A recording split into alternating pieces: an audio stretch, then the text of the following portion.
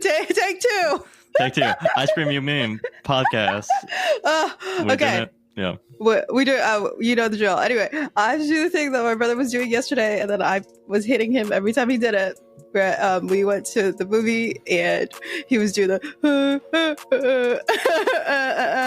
out loud. It's like a Five Nights at Freddy's thing, apparently. Oh, okay. Yeah. All right. And I was hitting him because I was like, I thought I was immune to cringe.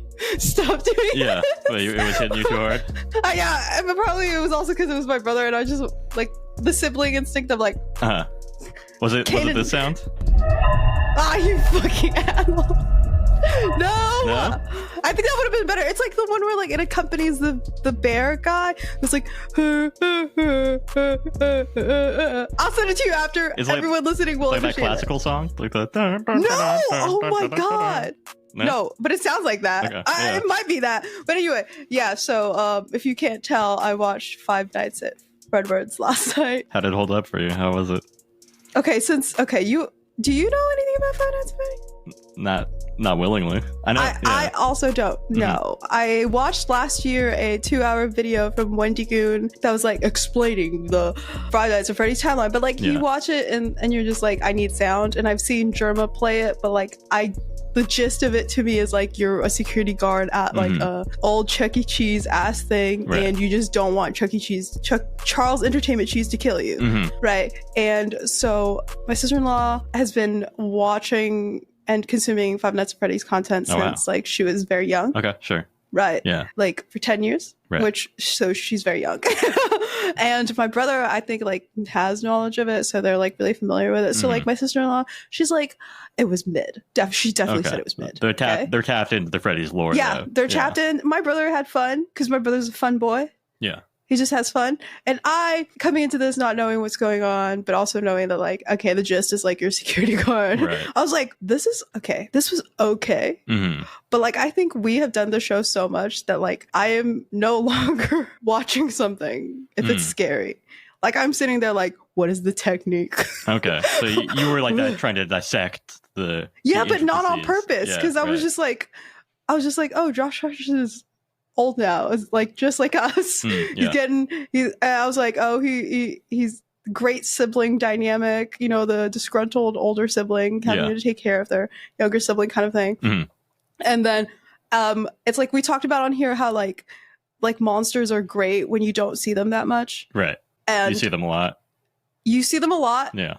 So much so that it sinks in that like these are like okay, for us it would be like you told me Chuck E. Cheese was like attacking people, right? They're animatronic like monsters, right? They look like it. They're like, so I was like, there was like one scene in particular where like I guess they were like all standing around and like in their like full like thing, and I was like, this is not scary. For sure. This is like funny in like an absurd way that you're starting to realize that like you've seen them so much and it's like it's no longer scary. Like what the fuck is going on? Yeah, I feel like I was like too old for Five Nights at Freddy's when that dropped, because like it dropped in like 2014, and I was already kind of like, I don't know if like I'm that scared about like the Chuck E. Cheese concept, like, but I've definitely seen like in the last couple of months a lot of like dancing Freddy's like CGI'd, which I think kind of speaks to the mindset of the fandom that like kind of knows it's kind of corny, right? Yeah. And I think it was like, it might be a bit hard to, because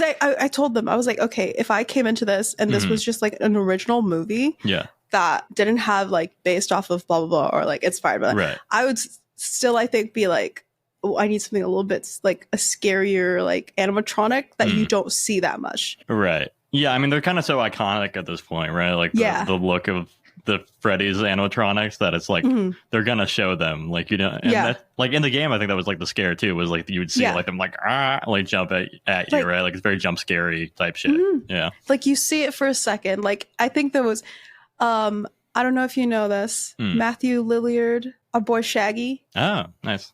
Is in this movie, and I love him, and I immediately recognize him, and I was like, okay, Shaggy time. So I was like, okay.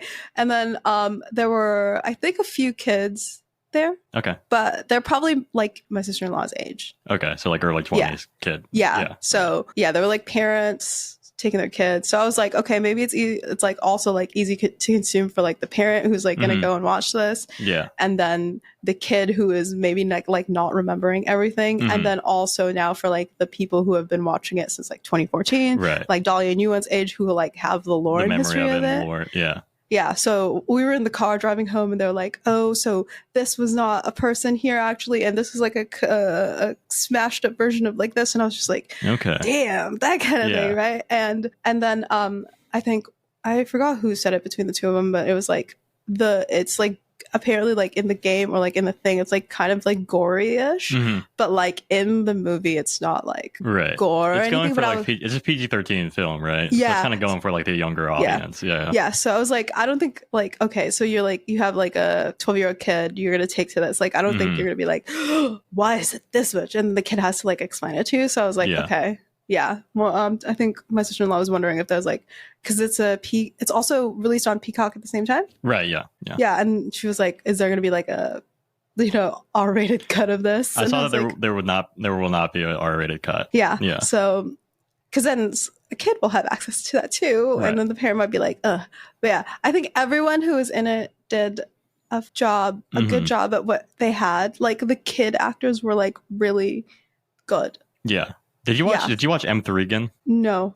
It's another one that's like another PG-13 horror, and like I feel like there's been like some decent ones, like Insidious. I think I remember when that came out. It's like this is decent for like PG-13. Like it still manages to be kind of scary. I mean, again, I was thinking when I was like probably like 16, 17, so I was like, oh wow, this is early in the horror phase, right? Yeah.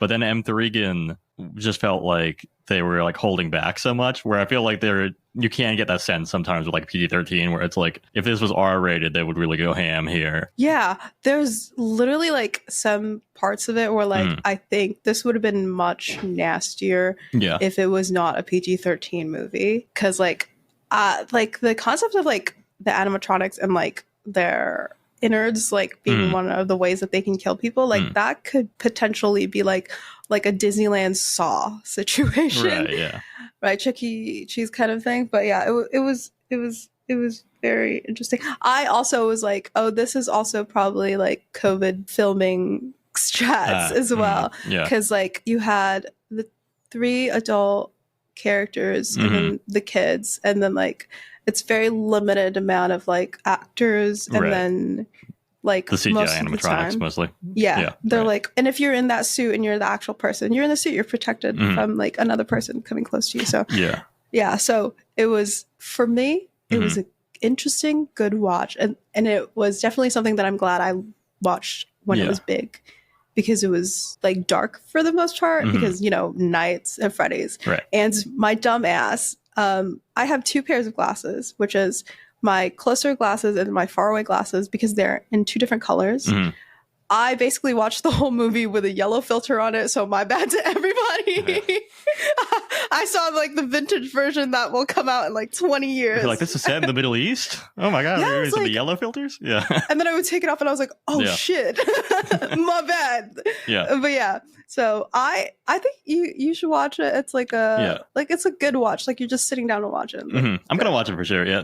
Have you seen Willy's Wonderland? No, I haven't. That's like, it came out a couple of years ago. It's a clear knockoff of Five Nights at Freddy's, with Nicolas Cage, but he's silent the entire time, probably because they didn't want to pay him too much. Oh my god. But it is like that same concept of like animatronics coming to life and like killing people, but it is like it's definitely an R-rated one. It could be worth watching. I'd be interested in hearing your comparison between the two. Okay.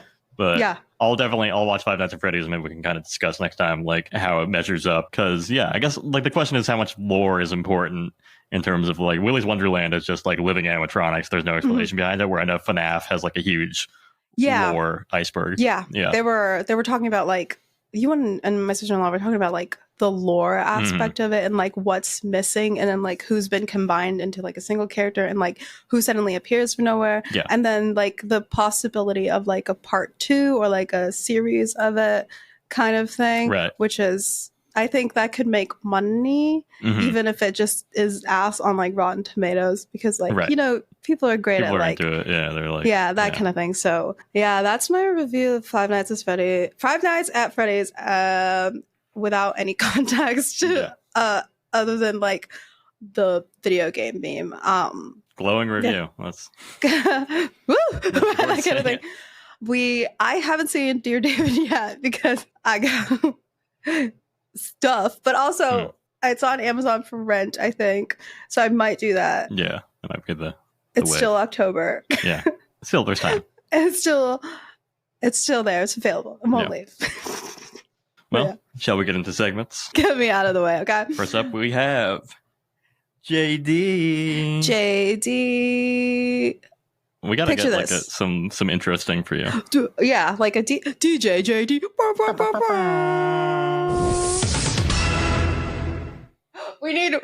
Okay.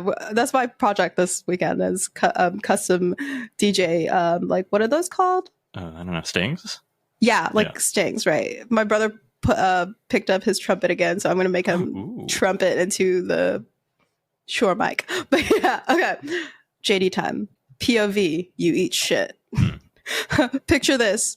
You're biking home. Picture this, you eat shit. Okay. Not that kind, okay? Yeah. Picture this. You're biking home on a rush and you just want to get back to your bed, right? When suddenly you eat shit. You pick yourself up from the street and hobble over to your bike, wheels still spinning, and you bend down to pick your bike back up and you see it. Not the clown, but a USB. Unharmed, unscathed, just on the street. You think you ran it over. You're pretty sure you did, but it's in perfect condition. Right? Whatever. You say to yourself, I'll take it home. You get home and a little scuffed and dirty, but curious. What's in this thing? You plug it into your computer and bam. That is the concept of the flash drive by Skeleton Dude 199. Skeleton Dude 199. Okay. In this, we have the basic story of someone finding a USB drive on the ground after eating shit because of it. And the person starts off the story by warning you about doing what they did, saying, quote, "This must be told to all of you as a warning. Learning this the hard way will potentially threaten you and your family. Now is the time to tell you about the flash drive I found in the span of 3 days." Right. It then goes through them plugging in that USB, finding a folder of family photos, and using their Photoshop skills to manipulate the photos, saying, "I was going to screw up every last picture, so when I find them and hand it back to them, they'll be scratching their heads." I thought this was really funny. Real edgy right there. Love to see it, right? The character goes through and systematically turns each photo into just sort of a background in a sort of strangely dark way. They kind of like see a photo of a little girl labeled like happy.tiff, which is like, you know, the file. And then the person decides the best course of action is to erase her from the photo and then go, "Goodbye." Out loud, right? The whole section of them like sort of systematically erasing this family from the photos and turning it just into backgrounds is like, have you seen 1 Hour Photo with Robin Williams? I've not seen 1 Hour Photo, no.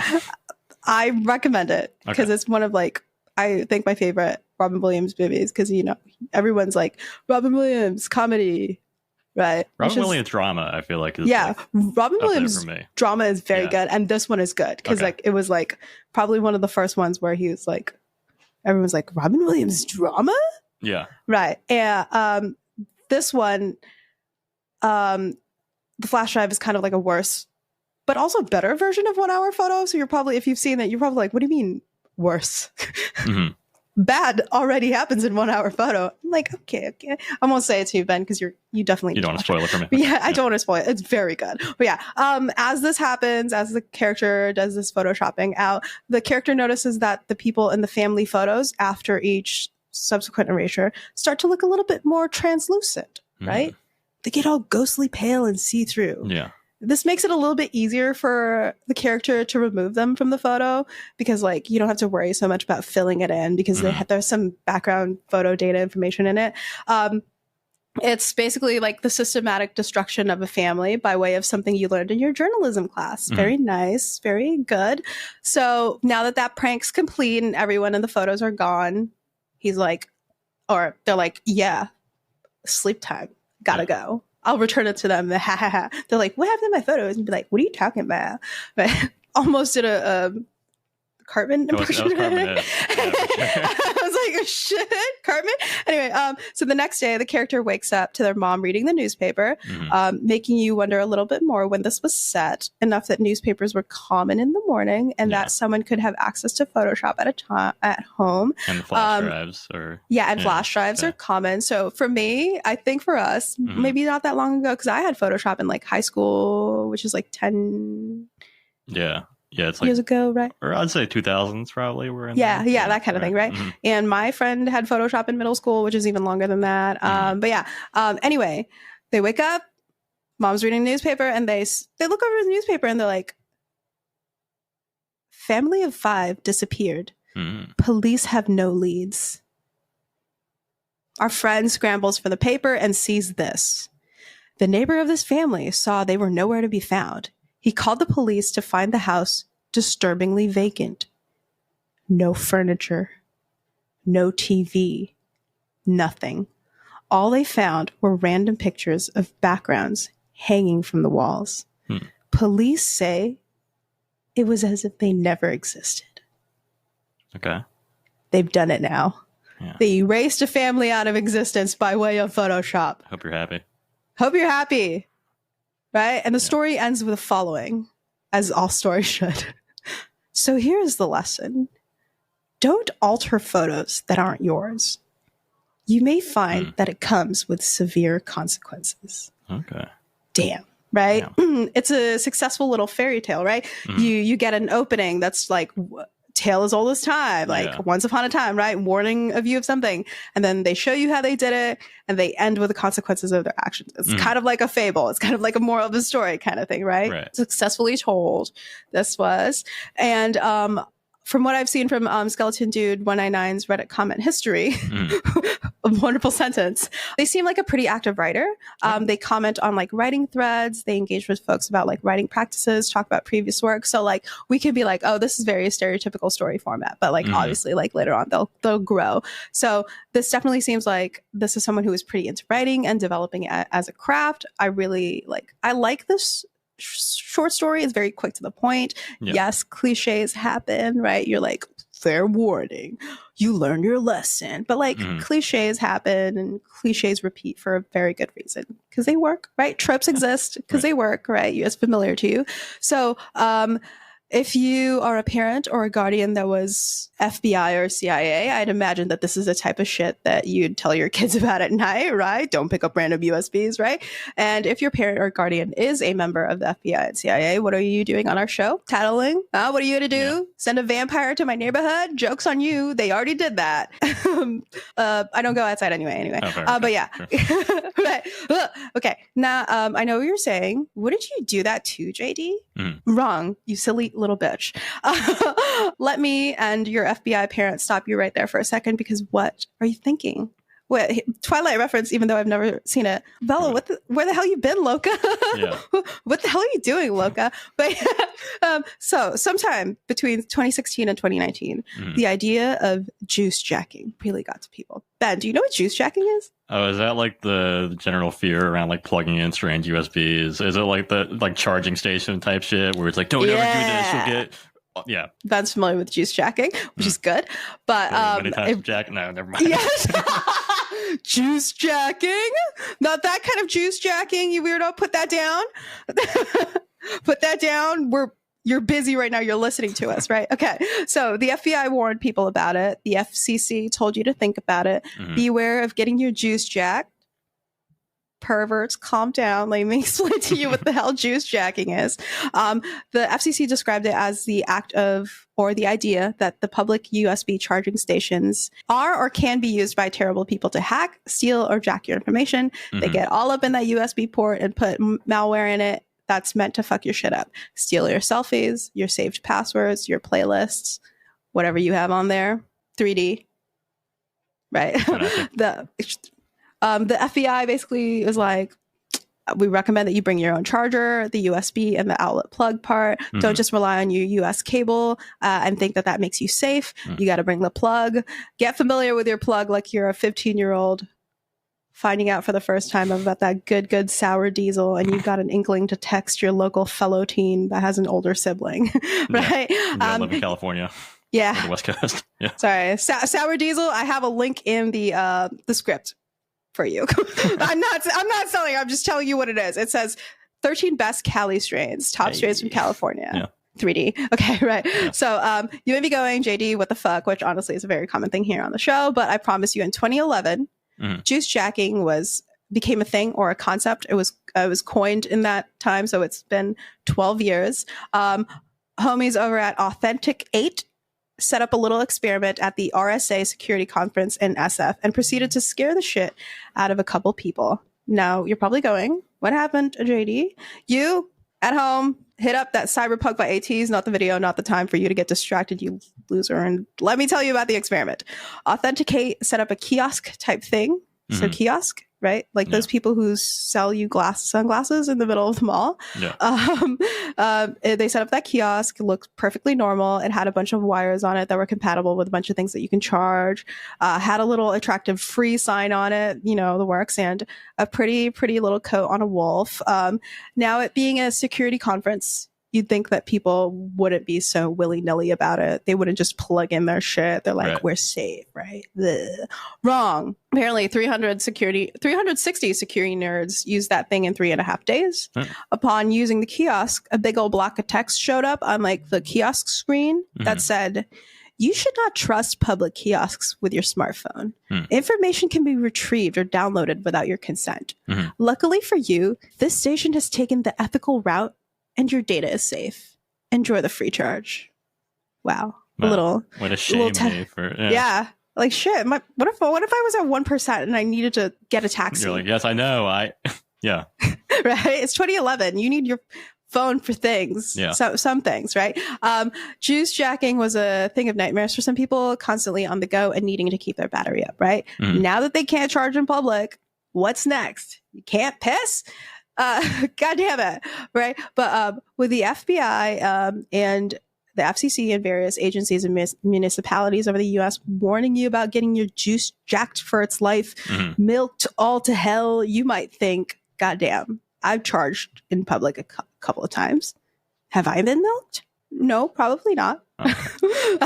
Throughout the years since the term juice jacking was introduced, there haven't really been mass instances of people getting jacked through their USB, like a fucked up reach around, like someone's jacking you through their USB. But yeah, in 2023, Slate and Vox conducted some checking around and found out that this whole thing might not even necessarily be a thing.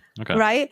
Slate checked in with Vicky Migoya, who is a Denver FBI spokesperson, who told them that this was just like a basic little PSA that was bumped up from the original FCC warning about getting your juice jacked, right? Yeah. It's a doable concept. The idea that someone could mess with a USB port or some connection, USB connection. Zulfikar Ramzan of Aura Labs, who is currently a chief scientist and CEO of Aura Labs, told Slate that it was an idea, but not something that's like pervasive the way that they're like, don't do it, right? Yeah. No one's really getting milked out there, but Ramzan says that it's really only considered to be a desirable attack method for hackers, he said.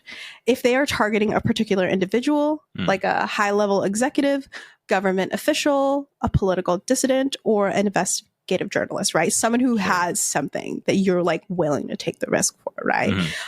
So normal person, me and Ben, our juice is saved, right? Hopefully. High profile people, watch your cup. Hide your Michael's secret sauce before your juice gets jacked, right? It's basically kind of like a thing that we talk a lot about on the show, like a scary little thing becomes a big issue because organizations, municipalities, groups, or whatever will honestly post anything as vague as a PSA and just spread it. Like without like fact checking it. That same Denver FBI spokesperson basically told Slate that the FBI tweet about juice jacking was just a rehashed version of a previous PSA that the FCC gave out, and that they don't have specific instances where it has happened recently and in a size large enough that people did need to worry that much about it. Yeah. So it's like this could potentially happen, but it hasn't really. Okay. Yeah. So just watch out for it, right? Unchecked juice jacking became a thing that people were spreading as fact, right? Not a victim in sight in the numbers that this whole thing could be proposing. Like if the FBI was warning about it, right? Yeah. If the FBI is warning about it, you're like, it's got to be a thing. And you're like, okay, whatever, right? So Who wouldn't trust the FBI? Not that they've ever. Nothing shady there. Kidding. I literally was like, anyway, who knows? You can probably link it to the very real idea of like card skimmers, which is very real, right? This is something that Vox suggests. Like card skimmers are like their own peak at this kind of mess, right? So both Slate and Vox come to the same conclusion. Mass hysteria seems pretty easy to do if you're the FBI or the FCC, right? That kind of thing. You've seen it here. It can be done not just by the FBI, but just like regular old people, like with Momo the bird, the clown phenomenon, and other sort of mass things that are going on, appearances that are not really necessarily happening. And I'm sure this won't be the last time you hear about it on the show, right? Who knows? Ben could talk about it in the next 20 minutes, right? Right. But on a more genuine-ish note, let's go back to that whole picking up the USB from the ground thing. Because you're sitting there like, I would never do that. It's real. It's actually really pretty plausible. Something that people have done and have been observed to do, right? In a study conducted at and by some folks from University of Illinois Urbana-Champaign. Who knows? Sure. Yeah. I'm an immigrant.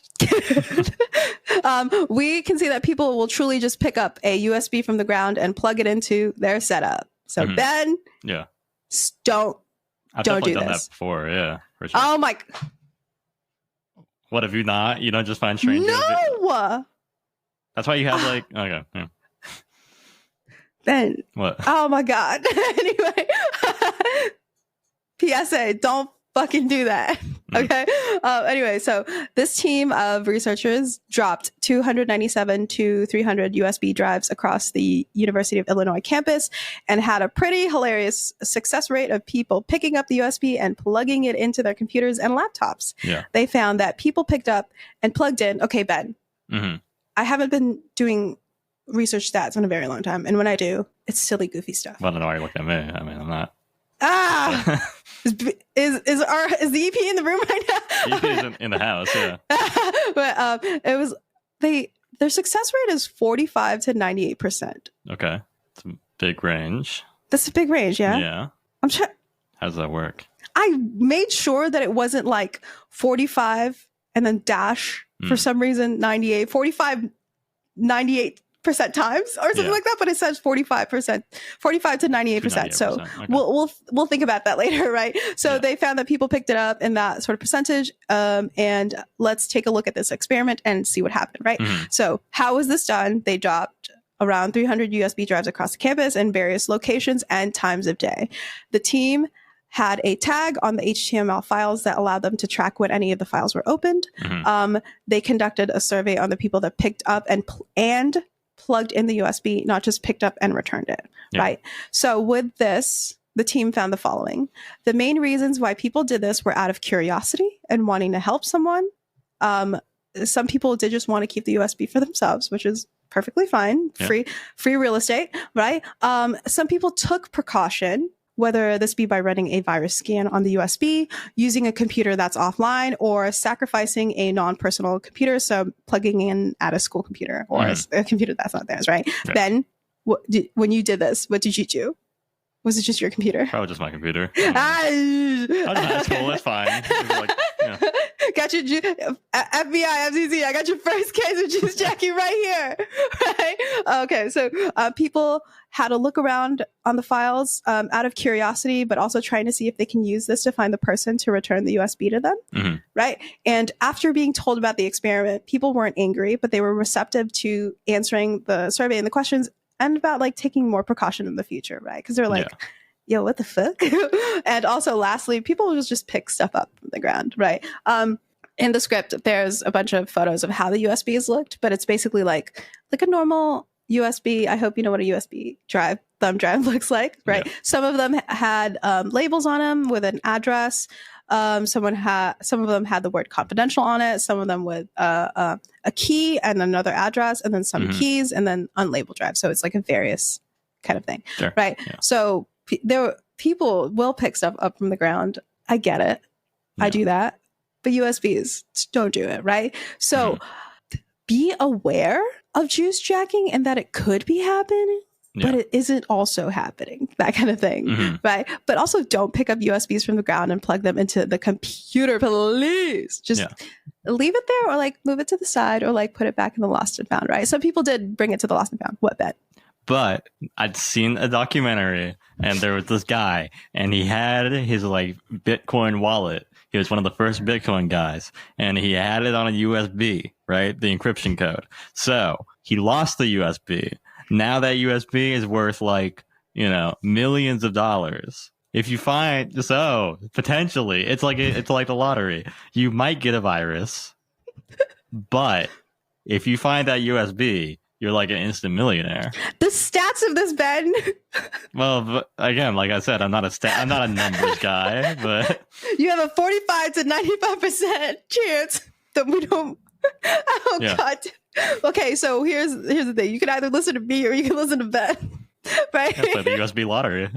Oh God. I mean, it could be the same chances as playing the lottery, right? But at least in the lottery, you can get like $300. Like, what are you gonna get? Like LimeWire on your like computer that's just like full of like, I did not have sexual intercourse with this woman, right? So now that you know all of that, right? Let's pretend that doesn't apply to you and your USB, right? You find a perfectly fine little USB and you just go ahead and stick it into the USB hub and bloop, Ben, a folder of photos. And for a second, let's pretend you're a little edgy, right? For a second, you want to mess around before you return this thing to somebody. You pull up GIMP, Photoshop, whatever, and you get cracking on erasing little things here and there, just pushing a couch, you know, an inch every day and making your housemates feel like they've gone a little cuckoo, right? Manipulation, fun. Right. Recently, I read a series of tweets from Maya Cade, who is the creator of the Black Film Archive. She quoted a tweet from the Google Photos Twitter account that was basically a demo of how the magic eraser works on the phone. Do you know? Have you seen the magic eraser commercials? Oh, like Google? Pixel? Yeah, I've seen those. Yeah. Yeah. So Maya tweeted, lately, I've been thinking about the ways mass digital storage has become a tethered extension of our memory functioning when our camera rolls have the omnipresent ability to process, store, and alter how we see the world. Our cognition is permanently shifted. The smartphone's presence means that we rely on the device to capture our memories, often with an audience in mind, beautifully then to present to said audience, and use the device to be the site of memory, likely without reflection until a notification pops up to remind us. Little important stuff. The work of remembering then is left to an algorithmic device that demands all of our attention.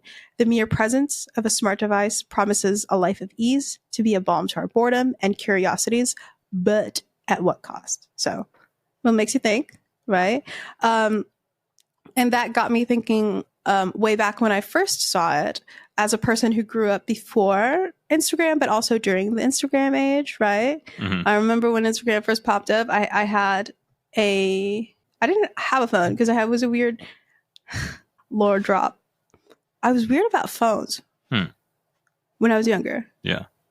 Like I had a phone and then somehow from like 6th to 8th grade to like 9th grade, I was like, no phones allowed. I didn't have a phone at all. Okay. So like that was that still like the era of like the keyboard phone? Yeah. Yeah. Prior to that I had like the chunky like thing from Singular. So Singular. And it was cool. It like lit up on the side. You could like program it to light up kind of thing. But we were still on like, what is it called? The T9 keyboard or something like that. Right. So after that I was like, phones are bad. Yeah. The same way I am about microwaves still for some reason. But yeah, we are people who grew up during that time, and the Instagram, I see how it has maybe shaped and shifted our concept of photos, especially like the idea of like pics or it didn't happen, right? Yeah. Kind of thing. And before we get deeper into this, let's talk about Magic Eraser on the Google 6 Plus. For those who have never seen it, this is not SpawnCon. I have a terrible iPhone. Tom's guide tells us that this is a tool that can easily help you get rid of unwanted photo bombers, rocks, animals, trees, light poles from your photos, whatever, right? I encourage you to check out the article I linked in the script as well as well as finding videos of how it's used, because it's actually pretty cool, pretty interesting, right? If you're like drawn to that kind of thing. The draw of it, Magic Eraser, is that it's easy, right? You don't have to know Photoshop to get rid of that smiling girl. You just circle it and wipe it away, right? Magic Eraser is able to do this due to machine learning, AI, and all that jazz, right? We've spoken about this in our little discussion on AI Lobe, right? At this point, I have also tried out generative fill on Photoshop twice, and it was to fill out the background of a photo that I had, because the background I had wasn't enough. It was very cool in that sense, because it was just me using it to like fill in something. Right. Then you sent me stickers on Instagram, quite possibly some of terrible things I've seen regarding AI stickers, right? And with all that sort of being said, with thinking about like my kid, we're going to get into like me dumping a bunch of questions and observations on you regarding memories and what you're going to think about. And we're going to maybe discuss it for a bit after and all that, right? We will now think about our memories. Remember your memories. Rememberies. Think about how you cherish them, and let's toss them into a salad spinner and do some soul searching, right? Okay. Ready? Okay. Is an altered memory still a memory, right? Is it true to the memory of an event, or is it an altered memory? Can you even call it a memory, kind of thing, right? What is the fact of that moment and event? Is an altered memory still a fact, or does this memory then become like an opinion, right? To sort of like do a little duality kind of thing of it. And when you do these things, like, why does it matter so much that you need to take out this random object or person or light, right? Think about like what's behind me right now. I could take off this like little dustpan thing, this calendar, the Slim Jim that's on top of my tower, your work right? snack. Like, yeah, my little snack. But like, why does it matter that I need to take it out that much? Like, what is it? What is its presence to the photo that I need to erase it so much, right? Right. With all the questions on that part that I've asked, what is your opinion, Ben, or thoughts? You don't have to have an opinion. I'm not putting you on the spot right here, but it's like the idea of like editing photos when you put it online to like thing. Like, what are your thoughts? Well, it kind of the story, and that this made me think of like that like guy that got kind of popular on social media because people would like request that he do Photoshop jobs, right? And then he kind of had like a monkey's paw wish thing of like, oh, I want to, you know, can you please get rid of that person in the back? And then he'd like get rid of them or something like that. So, I mean, that was kind of like, that was like a funny bit that he was doing more or less. But the desire to like edit images is like interesting. I mean, obviously we live in the world of like filters, and like people always kind of want to alter images a little bit. They're never quite as real as we like to think, you know, like a photo is, because it's not like, I think that's the thing, is like a photo is never like objective, right? Like we kind of conceive of them as like, oh, this is like an objective thing, but it's not. There's always like the person that's taking it has like a certain bias that they're embodying. So I mean, it makes sense that you would want to like edit that photo as well and kind of make it present the way you want to present your life or whatever it is. Yeah that makes me think of like how you take photos of yourself versus how you Other look people. right. You, like, sometimes if I see, like, I am not going to be like, I've never deleted the background of a photo. Like, sometimes I will purposely take a picture with like a blank wall so that the like kind of thing, like, because even if that's not like physical Photoshop editing, like I'm editing my space physically, right? Right. Like that kind of thing. It's like, it's the choice of how either I want to be seen in that moment, or that kind of thing. Like, even like a picture right now, I'd still point it at this specific thing because that's what I want you to see, right? That kind of thing. But yeah, unbiased photos is also like a thing to think about. It was like, definitely, it's like what you want to be seen. Like when you put things out there, like what do you want to be seen, even if it's like not a conscious action that you take, right? That kind of thing. In terms of like when we're previously on like Zoom calls at work kind of thing, like how do you make the background look? Like why are you making it look that way? That kind of thing. Why do you like to do this? So this is like, it's not just limited to photos kind of thing, right? In this instant, right? But yeah. then let's now look at this in terms of the story, right? You are like, let's blow out away from like the concept of you're erasing these stories, but like in terms of the fact of memory, right? What would you do if you had access to your childhood photos and they were the only evidence that you ever had of your childhood, but then you found out that someone was like completely erased from your photos, right? What do you ask of your family? Is this a memory still of your time, or is it like something else, right? Is it like this sentence? I was like, what the fuck? Is it evidence then instead of like a memory? Like it's something more sinister and darker than you wanted it to be?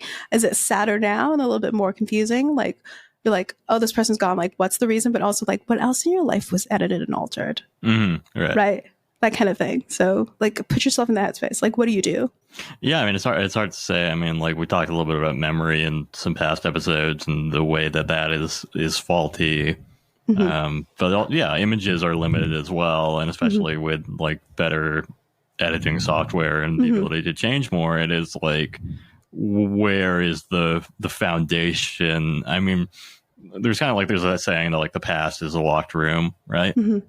Like you can never go back there. You never know because you know something happened, but you can only ever get impressions of it from secondary sources, right? You can see like in that metaphor, like through the cracks in the door, you can kind of see into it from like, oh look, these are the photos we had from like the camping trip or whatever.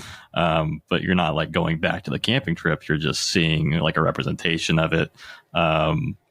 So yeah, I mean, it's an interesting conversation to have, especially with like the ability to change it and make it be like, well, this is what the past, an idealized form of the past almost. And then now we are beyond editing and changing photos. We are now able to, at least in the beginnings of creating things out of nowhere, right? If you were in the circles that I am in, you may have seen like the Steve Harvey in the forest running away from creatures kind of things, right? Nicki Minaj with like various like historical figures, Wendy Williams with various historical like figures. Like those are like the comic side of it, right? It's like a little funny to see Steve Harvey in the forest, like running away from the Bigfoot that he asked his opinion about, like what are the top things that you would say to your grandma kind of thing.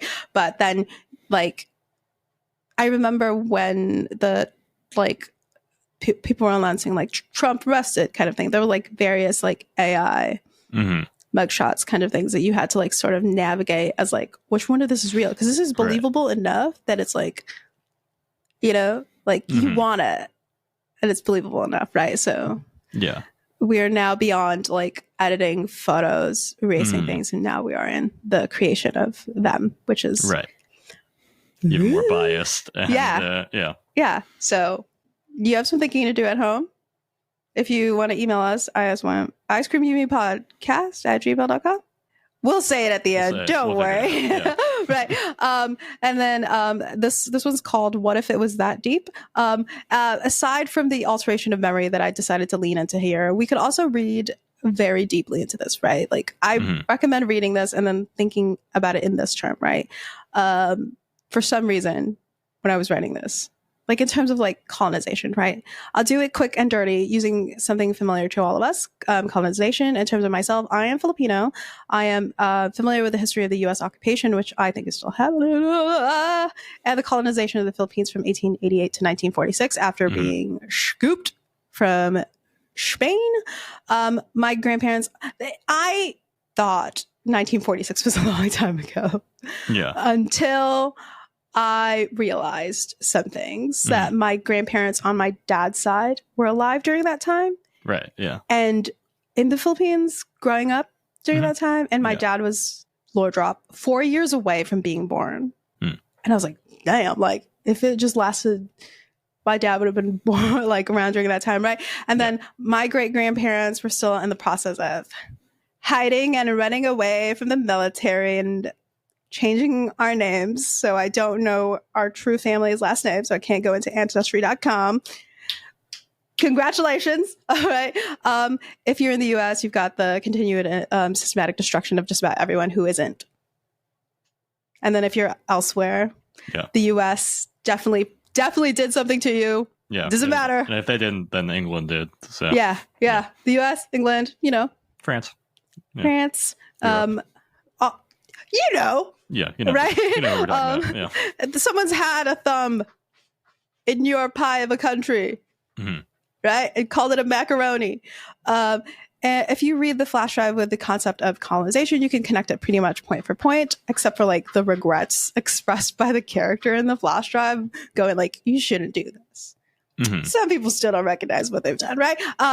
So it's like the idea of like X stumbles across something. So in flash drive, that is the person finding the flash drive. In colonization, X discovers something and goes to a land or location, finding it despite people existing there. X takes the thing due to just curiosity and interest. Person takes the flash drive. Person establishes control over something with some intent, right? X kind of sits on the flash drive and gives it a think, sleeps in the idea of it, and then like active colonization, making decisions and things that govern a location and land and moves based on these like decisions, right? And then X systematically manipulates something in order to erase something. So our character basically photoshops the family out of the photos. He's like, hee hee ha ha, this is funny. And then colonization-wise, systematic erasure of people and the culture of like a location. You get it, point for point kind of thing. But maybe this isn't what Skeleton Dude 199 intended. Maybe Skeleton Dude was just like, and it's a funny story, right? That kind of thing, right? Maybe it's just a warning about a USB drive and why you should definitely not pick up that thing and plug it into your computer. Maybe Skeleton Dude 199 came across these FBI and FCC articles and decided, here's how I could make that scary, right? But maybe it's just like all of the other urban legends that exist to us. The clown statue that isn't a clown statue. The baby in the microwave. Particularly favorite of mine is the car following you around as you go home, shining a light, like flashing their headlights on your car, with you thinking that they're after you and they're following you, only for you to find out it's because they're shining a light on the man inside of your car with you every time he like pops up, and so many others. Maybe it's just a little story, but maybe it's also like an urban legend that has like something to it. Maybe. Whatever. But that is JD and a flash drive. Let's go. Ooh, let's go. That was excellent. I liked your colonization read. I thought that was fun. Even if that wasn't what Skeleton Dude intended, I think that is a good illustration of kind of the effects and the process of it, of like the trivialization of people into like, oh, it's just like the erasure of people's past, and how that doesn't really impact the people that do the erasing, that they feel no stain on their conscience for it. Yeah. And it was just the way the character kind of goes about it is like hee hee ha ha funny, right? Like now I'm erasing this like thing. And it's just like kind of like a little funny joke kind of thing, but like in terms of colonization, you are like actively doing something and like maybe you're not thinking too deep about it other than like I need this and these people are in the way kind of thing. And I forgot to pick this up. This is a USB drive. Okay. Yeah. People at home. For the younger listeners, like this is what a USB drive looks like. How I think this is 2 of God's gigabytes. Wow. 2 of God's gigabytes. USB drive. Right. So it's old. It's my brother's. I have a hard drive that's like this big. You have a floppy disk there as well? I don't have a floppy disk. I wish I had one. I know there's one somewhere that I like randomly opened. But yeah, this was very interesting in terms of like how it was told as a very like, it's like 2 pages when I put it on Google Docs. And quick to the point, I really felt that this person was, Hachi and Minnie are hitting each other. I really felt that this person was someone who at least looked at stories and kind of like was like, this is how it is told and how stories are written, because it did feel like that, which is interesting to notice and then kind of examine, because like it literally is like first sentence, this is what happened to me, and I'll tell you the story of it. And last sentence is, and this is a warning for you to not do it. And then like the entire so it's a good little well-structured little story. So if you're someone who's studying story writing, like at its very beginnings, this is something I would recommend you read. But then I would also recommend you read it just in general with like the thought of like memory and alteration, and then maybe just a little bit of that colonization, so you can have a little thought practice because you're bored on a Saturday before Halloween. Yeah, you got a nice quick read. But also, you kind of found like the USB drive Death Note. So think of the power you could have if you went real ham with that USB drive. I was going to say this is like a modernized version of Death Note, but maybe like for our youth, right? Yeah, right. The USB. What would it, okay, so like what would be the Death Note notebook now? For today? Oh, fuck. Yeah. Well, it dropped down. I don't know. Would it just be like the Notes app? Could it be a Notes app or like... Like could be something else. Like the what is it? The phone book in your phone, right? You delete like a person like from there. List? Yeah, the contact list, and you're just like goodbye. You know what I mean? Or do you think it would be like a TikTok thing where you like have to do like a TikTok dance, and then like it's like get ready with me, and then gonna do the Death Note, and then you point at the name, and then the motherfucker's dead. Yeah. Oh, this reminds me. One of the trailers during Five Nights at Freddy's was like Thanksgiving? Yes. Yeah. Yeah, and one part of it is like to warn everyone that you're gonna like be like a target is like they got tagged on an Instagram photo. So maybe it's like an Instagram photo, it's an Instagram account, and then like if your name is posted, right, that kind of thing. Yeah, I'm like so out of touch with like what the youths are doing right now that I'm like not even sure. Honestly, I've even recently heard that like youths are not on Instagram. No, yeah, for sure. Yeah, I've heard what that. Are they? I might like. What are they on? Because Ben, you and I are on there every day. Is it TikTok? Is TikTok the main youth one? I feel like in my head it is, but I feel like even that maybe things are changing so fast now that it's like maybe that's not even the place to be now. When like a white millennial is on TikTok, right? That's probably like on that kind of thing.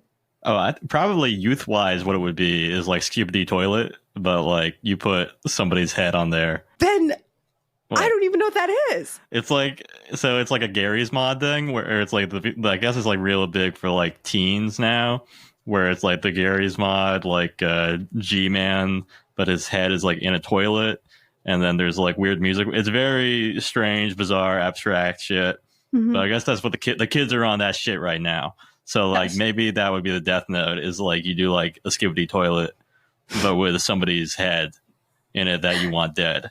Oh my god, those are some words I have never heard before. Because I still am like, maybe the kids are on Roblox and they're creating a character on Roblox, and like if they delete you, you're dead from the world. That could if you die in Roblox, you die in real life. Yeah. Or it's like that. Maybe it's like, it's like a incantation. It's like the song. Like you could probably trace to the exact week that we record this, if I say it, but it's like that, throwing out the gat for the Rizzler, right? You're so skibbity. You're so Phantom Tax. I just want to be your Sigma, right? But you like put the person's name. I heard that the other day. Yeah, you put the person's name into it, and then they die because you've summoned them. You've put them in the magic words. Oh my god. What is a gat? So I think a gat is an ass, right? Okay. Because I thought it was like... So it's kind of expanding now to just be like general like, ew, gat, but it's like originally, because it's like from, like goddamn, like, look at that ass. But that's the original, but now it's kind of like as more kids and white kids are getting into it, it's just expanded into like just like yeah, like you're hot, yeah, like that kind of shit. So it's not as specifically as like a goddamn ass anymore. The evolution of it took a little linguistics term, try to hit up our linguistics professor. Would be like, do you know it gat? But that's crazy. Yeah, the etymology of gat. That's what comes to my course. Yeah. That was the flash drive and the term gat. I get. So, in this segment, I'm going to be doing something a little different. Usually, we do one instance of something, a single story, a character from a creepypasta, that kind of stuff. But for this episode, I'm going to be examining a genre. An oeuvre over. Oh, you a little French right there for a second. I don't know how to say that word. I wrote it down. I was like, I know that's a word. A vibe. I'm going to be talking about the internet's own nostalgia-dipped horror genre, analog horror. Analog horror has increasingly come to define the look of online horror, supplanting the written creepypasta and giving way to a more audiovisual experience. It has increasingly broken the bonds of the internet with films such as Skidamarink, We're All Going to the World's Fair, The Backrooms, and potentially, if you squint, Five Nights at Freddy's, cashing in on the style of analog horror. In 2022, there were 9 analog horror projects on YouTube with over 100,000 subscribers. The genre largely exists in the space of unfiction, that is, fiction which purports not to be fiction. This can include creepypastas, videos, alternate reality games. Using our own creamery-based podcast metaphor, it is the cream that we turn into butter. Damn! Stylistically, analog horror can be thought of as an offshoot of the found footage genre that uses or replicates the look and sound of analog technology, be it VHS, tape cassettes, AM, or television transmissions. Unlike what we often think of as found footage when it comes to films such as the Blair Witch Project, Cloverfield, or the film that summarizes JD and my relationship, Creep, analog horror does not necessarily aim to replicate a first-person perspective. A piece of analog horror may appear to be anything from a news broadcast to a government-produced PSA, a company training video, or an advertisement. This isn't meant to exclude simple kind of camcorder videos from analog horror, but the most important aspect of analog horror is that it replicates something you would have seen or heard in the analog era. Would then there are people in this house be analog horror? I think that could factor. Yeah, that could fit in there as like kind of using the styles of the genre. Okay, yeah. Cool. Mm-hmm. So, in terms of the history of analog horror, where did it come from and how did it develop into a now ubiquitous form of internet storytelling? I want to give a major shout out to the filmmaker and documentarian Alex Hara, who made a 3-hour-long YouTube documentary on the history of analog horror.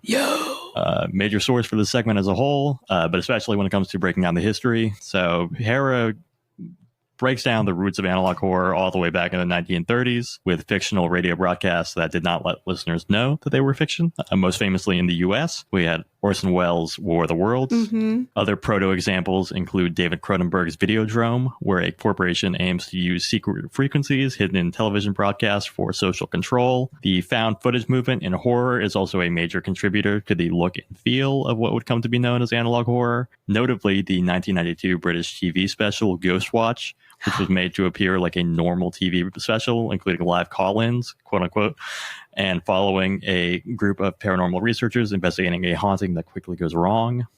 People didn't know that it was fake, right? And then also the Blair Witch Project, which built the hype up by claiming to be real. They went so far as to produce a fake documentary on the Sci-Fi Channel and set up a website where people could learn more about the lore of the witch.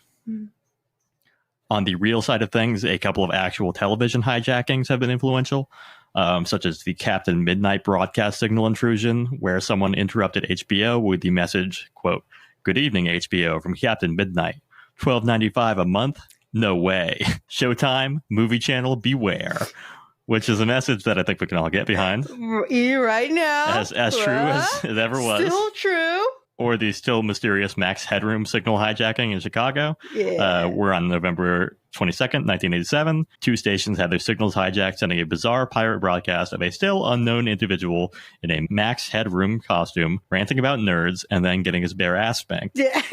Flash forward to the early 2000s, and we begin to see the actual roots of analog horror in the growing ARG field, right? Alternate reality games. We've kind of talked about that before, but we're talking like Ben Drowned, Slender Man episode. But as a refresher, these are multimedia storytelling projects that require users to search for and use different sources to learn more about the narrative being built by the storyteller.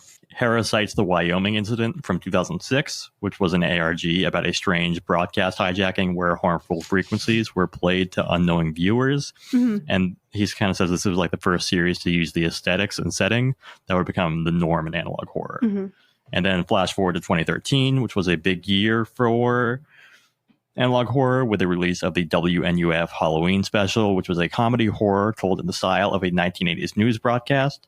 And it was another investigation of a haunted house, complete with fake advertisements. Mm-hmm. 2013 was also the start of Kraina Gryzbo TV. I don't know if I'm saying that right. It's Polish, and it's Polish for Mushroomland TV, which was a viral art project by Victor Stribog. Krane Grzybów TV is a truly surreal offering. The web series was made to look like a 1980s Eastern European children's television program and is a mashup of live action, collage, animation, and stop motion. It was probably my favorite thing that I watched for this, so I would recommend that. Okay. It also features a lot of disorienting jumps and cuts and a pretty dope soundtrack that is heavily inspired by Vaporwave. The series was explicitly hauntological. We discussed hauntology in our episode on The Caretaker, but to bring that back up, hauntology refers to the persistence of cultural forms of the past into the present.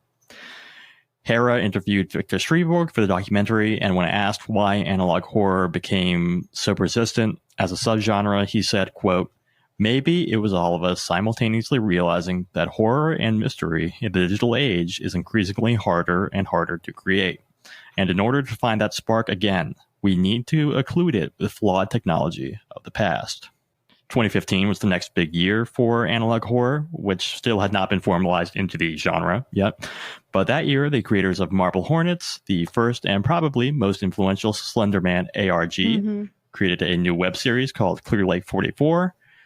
Marble Hornets as a found footage ARG certainly had an impact on the development of what would come to be analog horror. But Marble Hornets did not place an emphasis on old technology as a storytelling element, so it's often kind of excluded from that history a little bit. And this would come to be the defining characteristic of analog horror, right? Clear Lake 44 was styled to appear like broadcasts from a small TV station and was largely a spin-off of the story of Marble Hornets, but it did feature broadcast elements, and that would soon become kind of central to this first era of analog horror. Also in 2015, Local 58 started, which is often considered to be the first official analog horror. Oh, okay. Are you familiar with them? Yeah. Yeah. They were the ones who actually coined the term, with the slogan in 2017, analog horror at 476 megahertz. Local 58 was also styled to look like broadcasts from a local TV station, but they were explicitly old broadcasts made to appear as if they came from the 1980s or 1990s and were subsequently uploaded to YouTube, with the exception of one video which centered on a rogue GPS. It was more of an anthology series than a single narrative, and this would come to be the standard for analog horror series, though there was an overall through line that the moon is a malevolent eldritch horror. Shorts were styled to appear like emergency alerts, news broadcasts, and station hijackings, all altered to appear like the footage was shot before the turn of the century and with added static and noise to the audio. They were also the first to nail a structure that would come to define analog horror shorts. A seemingly normal television broadcast is interrupted by a cryptic message directed towards the viewer, or a hijacking to some found footage segment, and then at the end of the video, normalcy is restored. So, shortly after Local 58, Channel 7 began, which has been accused of cloning the format of Local 58, with a fairly good reason, but it did gain popularity and showed that Local 58's format could be reproduced and work to gain attention. After this demonstration, with the nature of the internet, many other channels started to use Local 58 style and format of normal, weird normals videos. In 2016, CH/SS started and blended together the aesthetics of retro footage with the ARG element. CHSS, as it existed on YouTube, was made to appear as a series of videos produced in the 1980s, documenting secretive government projects and espionage with an overarching supernatural mystery. The rest of the ARG took place in sources online and made it feel like users were uncovering a plot that had been hidden since the 1980s. In 2016, the team behind Marble Hornets and Clear Lake 44 created a new series called ECFA, which updated their TV station format that they touched on in Clear Lake 44 with the aesthetics of old media and told the story of kind of like a TV station that was run by someone who was gradually kind of going insane. 2017 to 2019 was the peak of this first era of analog horror, which could probably best be classified as the broadcast era. Alex Hera, the documentarian, suggests that in 2019, the emphasis of analog horror began to shift and became less about programs that you might have seen on television and more about analog mediums themselves. In particular, the VHS tape became an object of horror. This is, of course, kind of after the VHS film series started in 2012. With the VHS tape becoming the object of focus, the scope of what kind of video formats could be included in the genre grew, right? Became more instructional videos, company training materials, commercials, PSAs, even family or home videos, right? It wasn't just about recreating the feelings of waking up to whatever channel you left on at 3 a.m. It became more about finding tapes and not being sure what there was on them. This coincided with less of an emphasis on ARG elements. Part of this shift has to do with an overall move away from the tenets of ARGs, that everything is real and everything is part of the game. Creators like Chris Straub, who was behind Local 58, began to include credits with their names on the videos that they produced.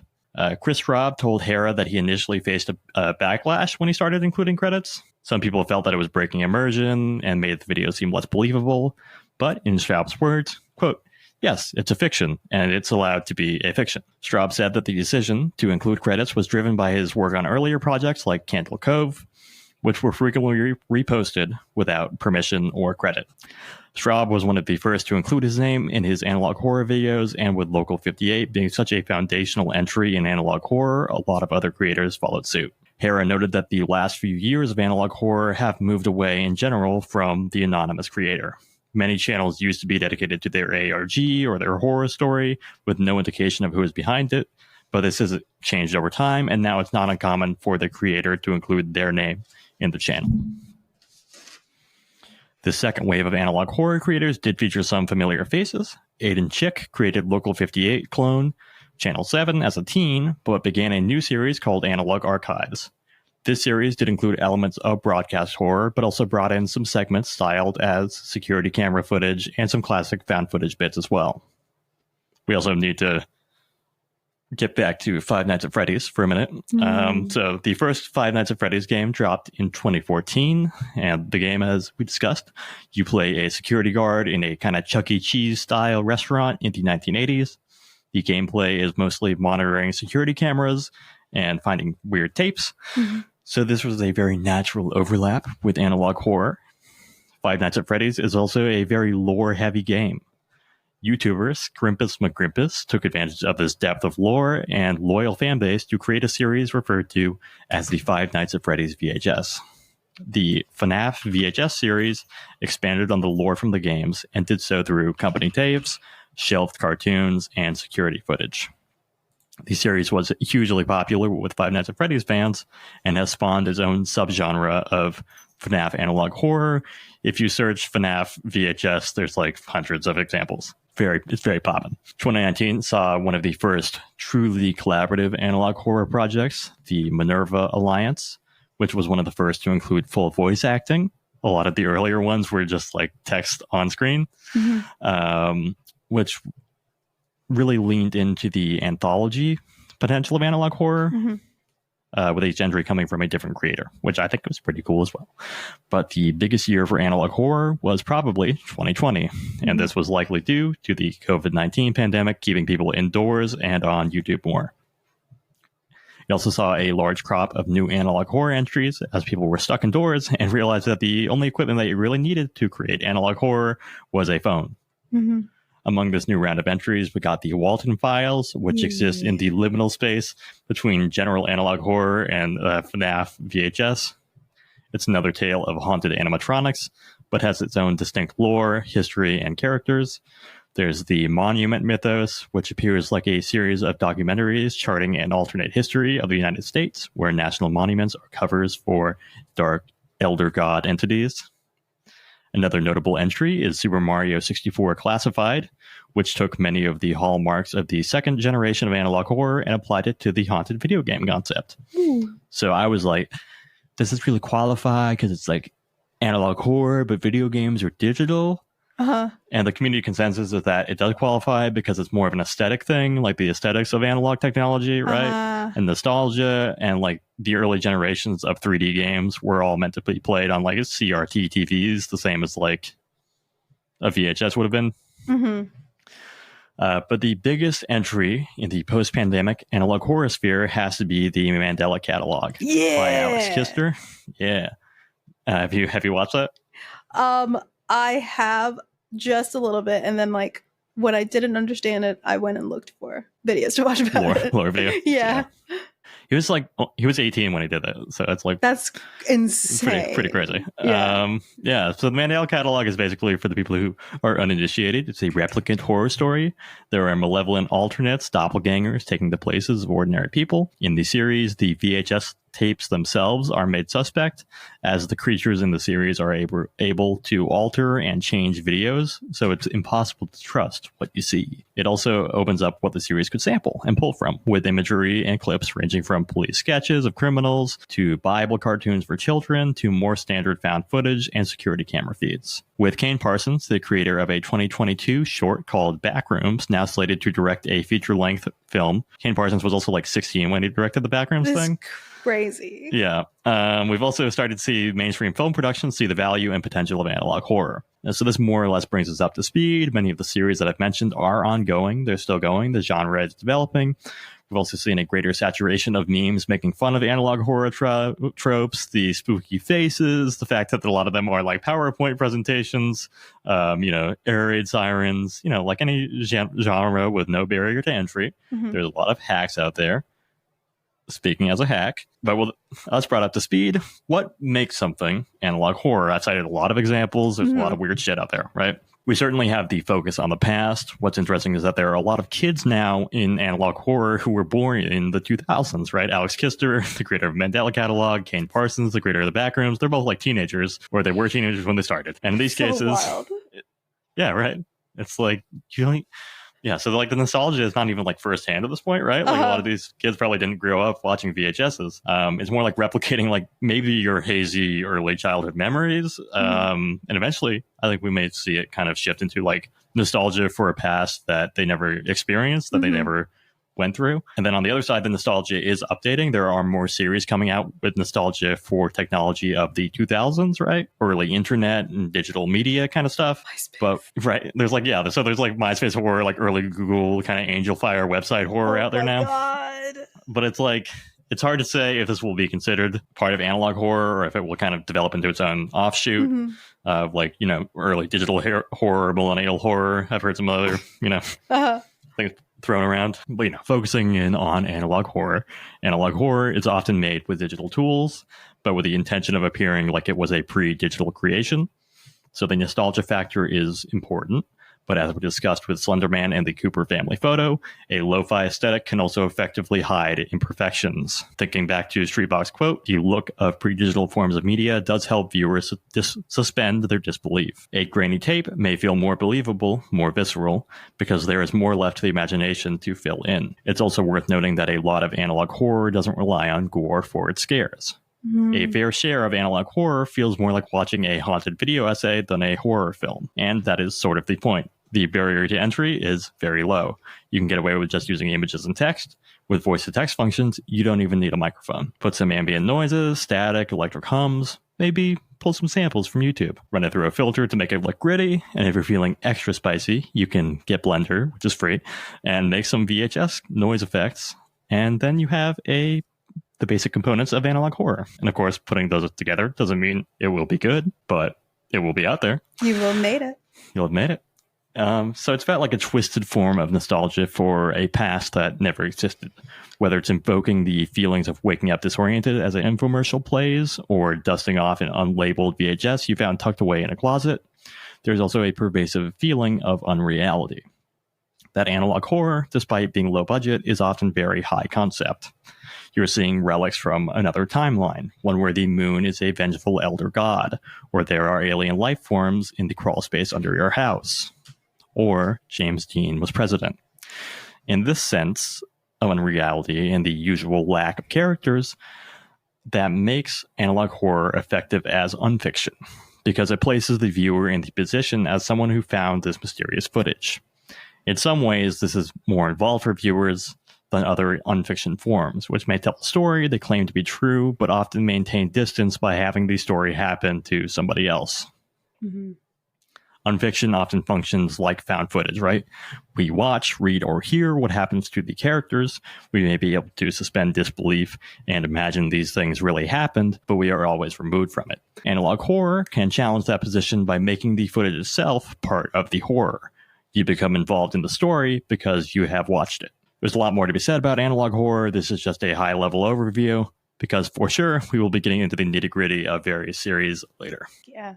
But that's my intro to analog horror. Any questions? Yeah. Very, very cool. I think the one that really gets me, because I hadn't realized, I know the names of the people who made it, and I didn't even conceptualize that it's like sometimes made by someone who doesn't have necessarily the firsthand experience of that moment. And then it's like non-firsthand experiences and the nostalgia is very interesting to me. Yeah. Because like, damn. Yeah, right. Like I think like when you like think about like the broadcast horror era, like that kind of Local 58 thing, like Chris Straub was saying, like he wanted people to feel like they woke up and there was like a government alert, right, playing, and you're like, oh shit, what's happening? Like that kind of like fear from like something is going on in the real world that's happening to you. Because like one of the first ones he did was like a government thing where it was like the government was telling people that the US had been invaded and everybody had to go out and like kill themselves, right? It's very cool in terms of like unfiction is definitely like, I have seen really interesting ARGs that sometimes get in trouble for how believable it is, right? And it brings in like the creator. I think it was a while back I saw an ARG of this like person. They're just like, if you were not aware of it being an ARG, you would think that you're watching the YouTube channel of someone who's kind of like falling into their own mind, going a little wild, like, and then some people were believing it, and then like it led to like the cops being called on this person because they said they had like weapons and they're going to like harm themselves, or like this person's university being called because they're like, hey, look at the stuff that this person's like doing online. Like they're threatening to da da da. So I think there is some like, in terms of like adding the credits to these things, like of course it does pull away from like, you want this to be believable. This is an anonymously created thing, but like, adding a name to it being created, I think helps towards like tackling unreality and unfiction, especially for those who are like people who struggle with the concept of unreality, just like the Matrix issue, right? That kind of thing. So I think that it could be like definitely like adding your name to something that like gets reposted so many times. Like it gets like beaten down, like who made this? You could look it up, but it's kind of hard to figure it out. But also like some, maybe like a sense of like responsibility to be like chill. Like if this is someone who's consuming this and then they're telling people about it, you can be like, oh, this is not real. Let me just like, here's the creator of it, like kind of like sense of responsibility of like stopping that potential like unreality feeling. I was definitely thinking about like, I think that is like, it feels to me a little bit more responsible. I mean, obviously we're recording this in 2023. We've had like we've seen the full range of effects of like somebody LARPing on 4chan in 2017. Yes. That turned into an insurrection on the US Capitol in a few years because people, I mean, that it is like the dangers of like unfiction. There is like elements, there's a lot of like kind of conspiracy thinking in like analog horror. But to me, I feel like it maybe is like a healthier outlet if it is like, no, don't worry. I made this. I made this up. It's a story. You can get lost in the world. You can have a lot of fun here, but it's a story. Like James Dean was not president. You know, you don't need to worry about like monsters hiding in Mount Rushmore. And that was the thing for me for when it comes to like the monument mythos, where it's like some people do have like, and you kind of sit there and like, why would anyone believe that? But like, you know, the big horse at the airport, people have like beliefs about that, like that the Denver airport kind of stuff. So it's like, I think there's a sense of responsibility in putting your name to it and saying this is outright like fiction. Because on the BuzzFeed Unsolved channel, like a while back, one of the guys got like in trouble, I guess, because he like posted like, videos. It's like, oh, my friend is missing and I've been compiling da-da-da and here's a link to go to. And some people were like, oh, no, da-da-da, because he had like, I think it's like Aria. He had like a history of doing like crime, like documentary kind of stuff. So everyone was like, it is a little bit unresponsible for someone who is known for doing like deep dives on crimes kind of thing to post this without saying that it's an ARG, because people will believe you and then do stuff. So it was like, it ended up being taken down. It's kind of like, the firsthand experience nostalgia, non-firsthand thing really got me, but also like the sense of like adding your name to it because you want your credit, but also maybe like to say, stop, like this was fake. Yeah. I made this, my mind. Right. Yeah. Yeah. Yeah. I think that's important. And I think the nostalgia factor, I mean, like in terms of it being like a very hauntological genre, it's obviously all very influenced by nostalgia and like the levels of abstraction that we're reaching in like the culture of nostalgia and in like that hauntological like resistance towards finding new forms, but then like the new forms that are being created are still directly referential to the old forms. Or like, yeah, I think it's interesting that like one of the biggest forms of online storytelling is recreating things that were around in like the 80s and 90s. Yeah, it's very, it's cat time. But yeah, another point that really I think additionally makes this interesting is like low barrier to entry, right? Like you said, like a phone, like every phone has the camera, the recording. You can get it onto your computer fast. Like if you are like an Apple person, you have access to like GarageBand. If you are just a software like PC, whatever kind of person, you have access to Audacity, which is where a lot of like early podcasts were being made from, right? If you're familiar with like Welcome to Night Vale, for a long time, that was like Audacity, right? A microphone, very easy to have now. Post pandemic, everyone has like a Yeti or whatever, right? You don't have to have a fancy. Sometimes even the earphone mics, right? This is Skull Candy. Like this is good for like analog horror. Like it adds to having like the rustling kind of thing, right? Low barrier to entry is really cool in terms of like democratization of the creation of these kinds of things. For sure. Like have you seen Backrooms, but like Kane Parsons Backrooms? No. I would recommend that like if you're listening to this, everybody check that out. It's like 10 minutes. It's super tight. There's like no fat on it. It's very, I mean, it's like very much, it's like a found footage thing. It's like the guy falls into the back rooms and spends 10 minutes wandering around and it's, you know, it's creepy. He's being chased by a thing. But it's like, he made it in Blender. You can get Blender for free. You can teach yourself how to make Blender, how to make these environments. And again, back to like the technology thing, like having the effect like it was being filmed on a camcorder really kind of hides. Because if it's Blender and you're just seeing like it straight up, like how crisp it is, how the lines are, you're like, ugh, like you're just walking around like a weird like CGI room. Yeah. But like having the camcorder effect makes it like believable enough that you're like, oh shit, like this, like it just obscures things so effectively in a way that's like, again, it's not like hard to add that once you've already built the environment to add like the static effect, but it is like effective. It does like add to it. Yeah. The grit, the messiness of it makes it even more believable, which is very cool. Yeah. This does remind me, and I did not even realize it until now, of a little podcast called Tapes from the Road. And it is, the concept of it is you are someone listening to it, and these are dated, random cassette tapes of a young girl going through a sort of virus issue in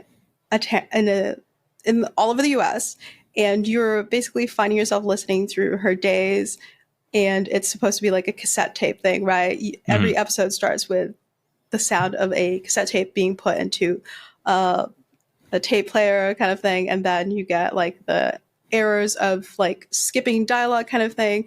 And Tapes from the Road was made by me. And I had not even connected that to analog horror. I was just like, what is the best, easiest way to make this kind of thing? Right.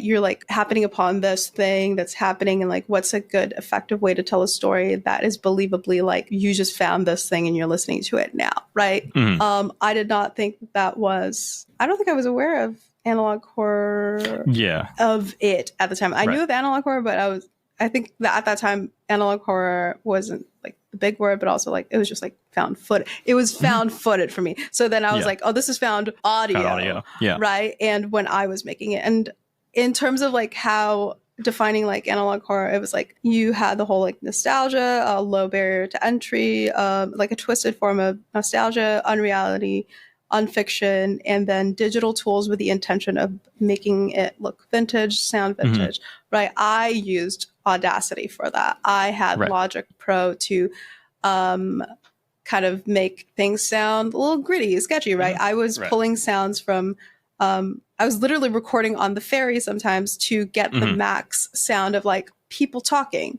the rushing sounds of the water kind of thing. So it's like, having that defined as like a thing makes me realize that like that podcast was like like analog horror, and fits in the genre. I think that's the thing, is it doesn't have to be like a conscious choice to be like, I'm going to make a piece of analog horror. Like it is like a very effective way of doing things, where you can be like, this is like added parts of it, right? Like where like you're saying, like the environmental recording, like you could have, did you record that? How did you record it? Did you have like a portable recorder, or were you just recording on your phone? Like, I was recording on my laptop, and then I had like, I'm a sound person, so I have equipment. Like you don't need that kind of thing. I could have recorded it on my phone as well, but I had a H4n that was like going on. Like when I was walking through the city, I would have the recorder on so I could capture like legit people walking, the sounds of like running kind of thing. So I had the fancy equipment, but I was making it sound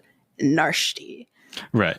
Kind of thing. Because it makes it a little bit more believable. Because, like you could hear clips of people going like, oh, I'm going to lunch here, da-da-da. But when I muffle it, it's just like, and but then you hear running, right? And it's like, for me, when I was making that, it was like, what is like a weird thing? If imagine if we all, and the reason why I stopped it was because we had a family emergency, but also like, because I was like, oh, I don't think I really want to make and continue a podcast about an epidemic where people start losing their like ability to have empathy, and they're just harming each other on the streets. I don't think I want to make that in 2020 and pick it up. So I had to reach out to like everyone who was on the show.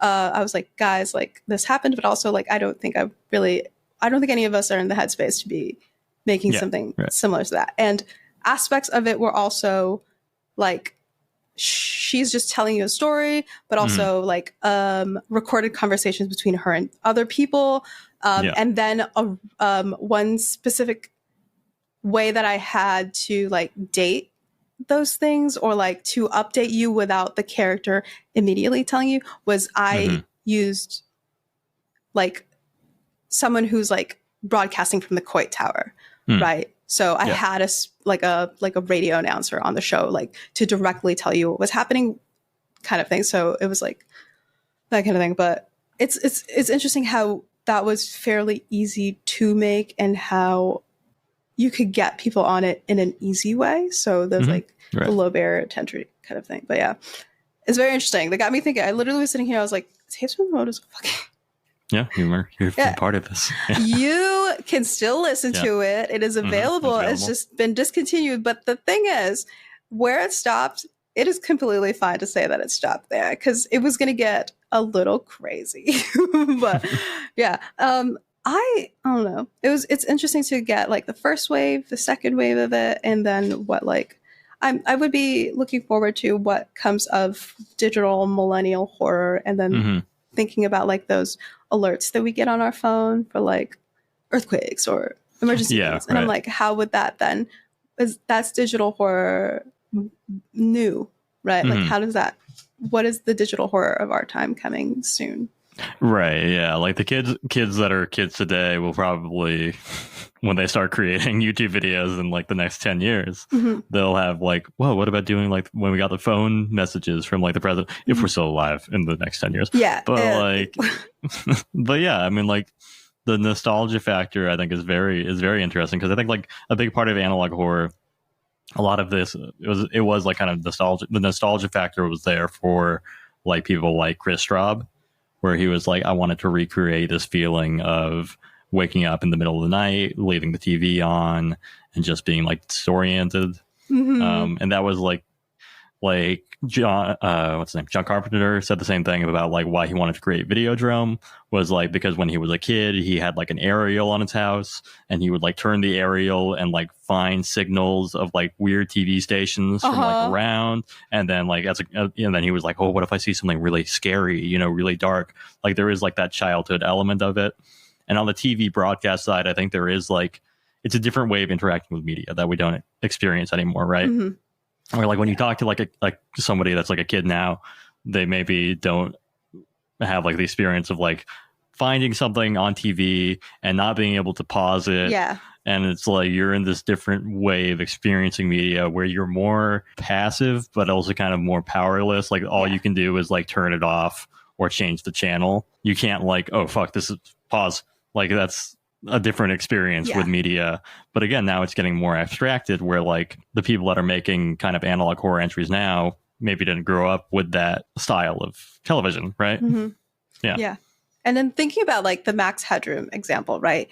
Where like you said that like when we consumed TV as young people, like if something like fucked up happened on TV, like you can't necessarily like rewind it unless you had like one of those fancy like DVR set kind of things where you're, like if there was like a blip on TV, you're just like, what the fuck just happened? Like, I can't be like, cause so it becomes a thing at school the next day. Like, did anyone see that? Was anyone like DVRing it or like some kind of thing? So it's very interesting in terms of like, I think, and also in like in terms of like scariness where, right, like if that happened to us, like that's scary in that moment, we can't revisit it, we'll be thinking about it for days. But like analog horror, you have the ability for like these kinds of things on like especially on YouTube to rewind.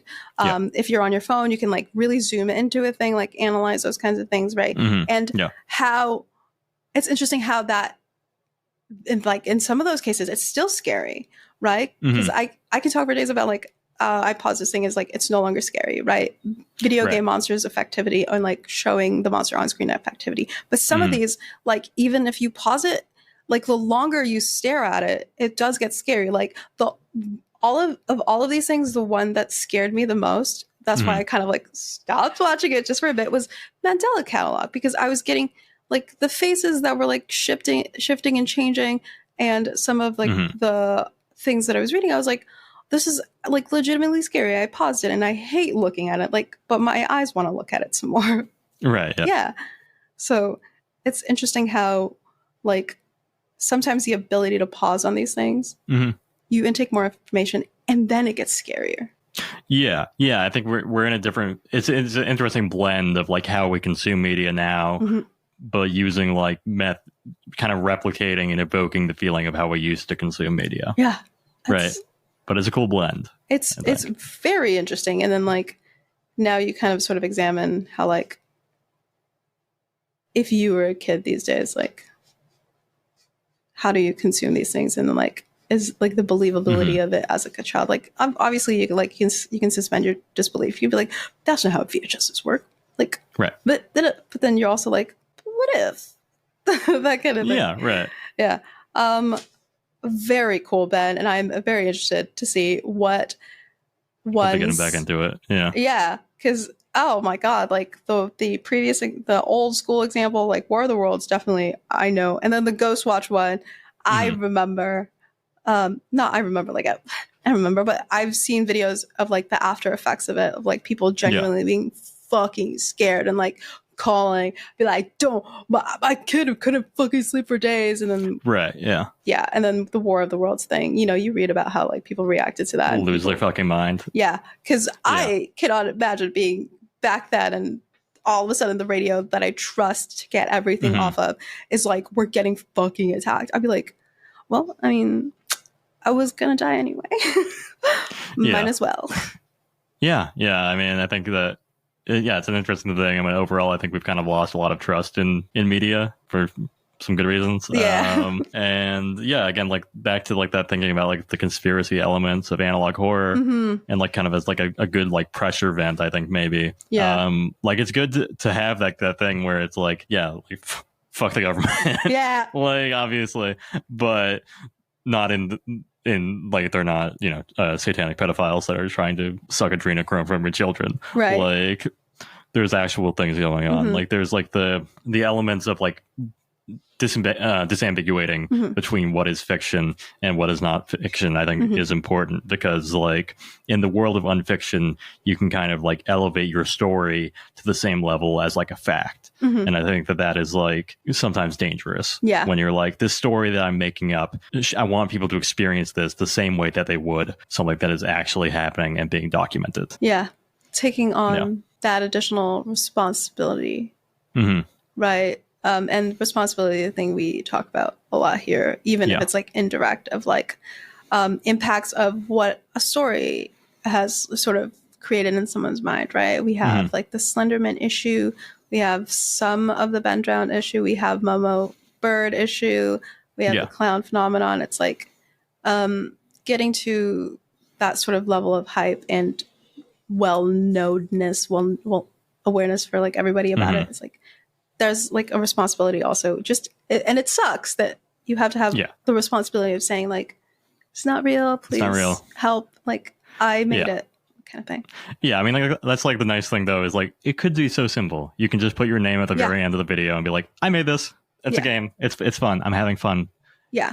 Be scared when you're watching it, and then like that's it. Unplug from it, right? Go back to reality. Yeah. Like, okay, you don't want to put it in the beginning of like, this was inspired by that, because like, you know, some stories, some movies are like that. But then you get to the end and go, hey, this was created by, written by, produced by, kind of thing. Just like a sense of like, you want people to believe it, but also like, you know, like step back, like you're good, you're okay.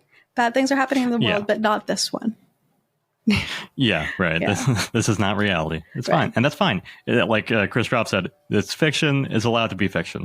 Things don't have to be reality to be scary. Yeah. It's like sometimes you need a fictional thing to scare you, to pull you away from the real things that scare you sometimes. Because then you can say, I've turned that off and I'm not scared of it anymore. Or it scares me, but only in this specific case. Yeah. Ah, we did some analog horror today. We did. Juice jacking to analog horror. Juice jacking that analog horror stuff. That's that Michael's secret stuff. Everybody watch Space Jam right now, the original one, please. Wow.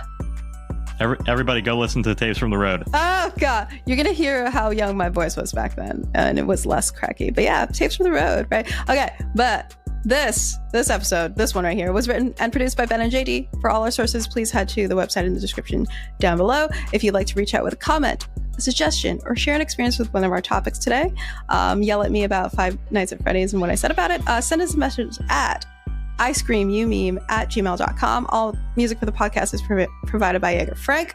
Thanks so much for listening, and we'll catch you on the next epi.